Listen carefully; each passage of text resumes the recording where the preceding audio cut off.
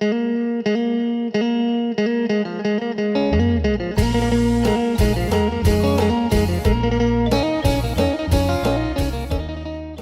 ้องเอ๋ยได้เวลาม่วนซื่นโฮแซวกันแล้วกับงานบุญบั้งไฟประเพณีสุดยิ่งใหญ่ของชาวอีสาน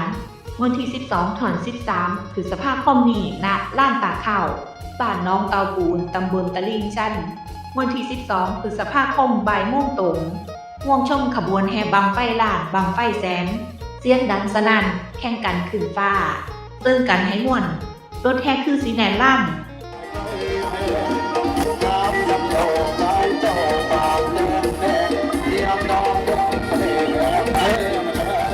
6 โมงเย็นต่อด้วยมวยไทยศึกวันต้นกล้าสนุกมั่นชมฟรีจ้า